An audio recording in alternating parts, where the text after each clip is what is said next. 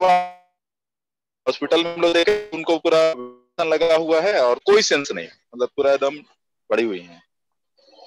उसके बाद फिर 2 दिन के बाद 3 दिन के बाद डॉक्टर का टीम मिल करके उसको ऑपरेट कर करके फिर दोनों बच्चे को निकाला गया। दोनों बच्चे को वेंटिलेशन पे रखा गया और वाइफ को भी उसी तरह रखा गया। उसके बाद उनका एमआरआई हुआ, तो एमआरआई में निकल करके आया कि इनको एक्चुअली जब हार्ट अटैक आया था उस समय हॉस्पिटल में समय से इनको ऑक्सीजन नहीं मिला, जिस कारण से इनका पूरा ब्रेन जो है वो करीब मोर देन 85% जो है ना ब्रेन डैमेज कर गया, और दोनों बच्चे का भी उसी तरह का हो गया है।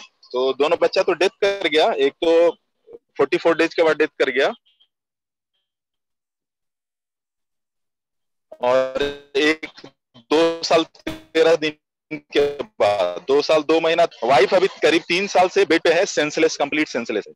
इसके लिए हमने कलकत्ता में मेडिकल क्लिनिकल एस्टेब्लिशमेंट में केस भी किया, लेकिन क्लिनिकल एस्टेब्लिशमेंट में केस को टालते टालते पिछले साल 2019 में 22 अगस्त को वो मेडिकल काउंसिल को ट्रांसफर कर दिया। तो मेडिकल काउंसिल में भी हम लोग गए, तो मेडिकल काउंसिल भी अभी तक कुछ नहीं किया है। तो इसमें हमको एक जानकारी चाहिए सर, कोई लीगल प्रोसेस पे कि क्या हम लोग, एक्चुअली मैं रहने वाला हूँ झारखंड का, लेकिन केस है वो बंगाल का है, बंगाल हॉस्पिटल का है। तो क्या हम लोग रिट में जा सकते हैं या हम लोग झारखंड में हाई कोर्ट में कर सकते हैं कंप्लेन? और इसका जो सर ये क्या नाम है आपका, जो कंज्यूमर है, कंज्यूमर एक्ट में उसमें भी हम लोग केस कर सकते हैं?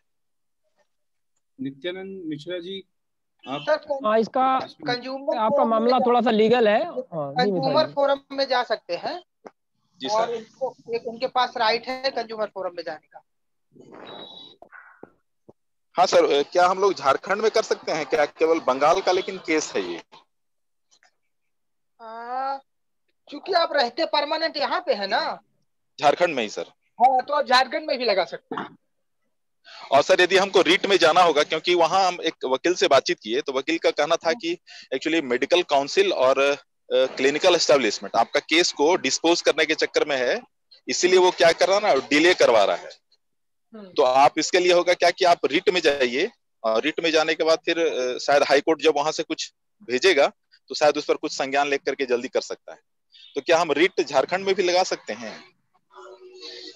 देखिए, काज ऑफ एक्शन तो आपका बंगाल में ही राइज हुआ है। जी सर। तो मूलतः तो आपको लगाना वहीं पे चाहिए, बंगाल में ही चाहिए। लेकिन सुप्रीम कोर्ट के कुछ जजमेंट है कि आप अपने गृह जिले में भी मुकदमे लगा सकते हैं। तो आपको मैं सजेस्ट तो यही करूंगा कि आप बंगाल में ही दोनों मुकदमे लगाएं। आप रिट भी बंगाल में लगाइए और कंज्यूमर फोरम का मुकदमा भी बंगाल में लगाइए, क्योंकि डिस्प्यूट ये जुरिसडिक्शन को लेके ये लोग करेंगे तो आपको अननेसेसरी क्या है कि सफर होना पड़ेगा, टाइम लग जाएगा। तो आप कंज्यूमर फोरम वहीं चले जाइए बंगाल में ही, वहां भी तो कंज्यूमर कोर्ट होंगी ही, वहां पे आप लगा लीजिए उसका और उसकी अपील वो अगेंस्ट होता है तो अपील कर लीजिएगा। स्टेट फोरम, फिर नेशनल फोरम, फिर हाई कोर्ट या सुप्रीम कोर्ट, दोनों ऑप्शन है आपके पास। अच्छा सर, इसमें हम आरटीआई में क्या मांग सकते हैं, क्योंकि मेरे पास जो डॉक्टर लिख करके दिए थे। हेलो, आप डेली रिपोर्ट जो मेडिकल रिपोर्ट होता है पेशेंट का वो आप मांग सकते हैं आरटीआई के तहत। जी सर, वो एक्चुअली मुझे भेजे हैं सर, वो जो डेली पेशेंट का है ना, हाँ, वो भेजे हैं। प्लस जो टीचिंग डॉक्टर थे उनको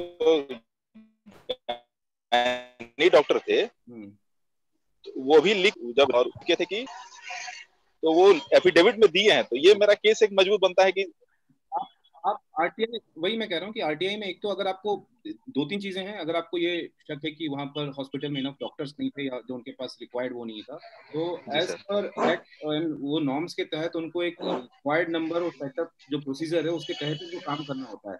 तो एक तो वो जानकारी आप जो मेडिकल काउंसिल जहाँ से इनको अप्रूवल मिलता है, आप ये जानकारी तो वहां से ले सकते हैं कि इनके अगेंस्ट कोई ऐसा कोई क्लॉज नहीं है, कोई उन्होंने गलत काम तो नियमों के तहत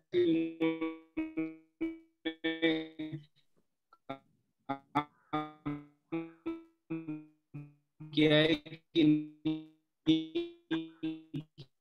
उनके पास जो निर्धारित वो सब था कि नहीं है, ये सब तमाम जानकारी अगर आप भी ले सकते हैं। बाकी पेशेंट का जो डिलीवरी आप मेडिकल काउंसिल से ये पूछे कि ये कंप्लेंट आई, उसके बाद इसका प्रोग्रेस क्या हुआ, इसके बारे में क्या संज्ञान लिया गया, क्या कॉरेस्पॉन्डेंस या फाइल नोटिंग से, ये भी मांगिए। वो मेरे हिसाब से मेडिकल काउंसिल पे कुछ प्रेशर डाल सकता है। ठीक है सर। एक्चुअली मेरा मेन केस रजिस्टर हुआ था क्लिनिकल एस्टेब्लिशमेंट में, और क्लिनिकल जो है वो पिछले साल 22 अगस्त को वो मेडिकल काउंसिल को ट्रांसफर किया। वो बोला कि ट्रिपल ट्रेजेडी केस है, इसलिए हम लोग इसको मेडिकल काउंसिल में ट्रांसफर करते हैं।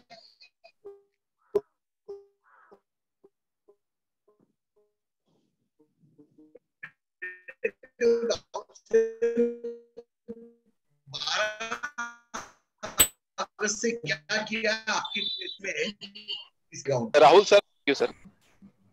प्राइवेट यूनिवर्सिटी, प्राइवेट बैंक में आके। हेलो सर, जयपाल सिंह जिला राजगढ़ से बोल रहा हूँ श्रीमान जी। सर अगले हफ्ते जो खाद्य विभाग की जो मीटिंग हुई थी सर, उसमें विषय आया था, तो उसी विषय के माध्यम से सर जो खाद्य विभाग ने तो 100% खाद्यान्न आ रहा था, लेकिन जो पंचायत विभाग ने आधार लिंक जो सेटिंग थी उसको 100% दिखाने के चक्कर में मेरे ही ग्राम पंचायत से 600 नाम काट दिए गए थे, एवं जिले में बहुत से काटे गए थे।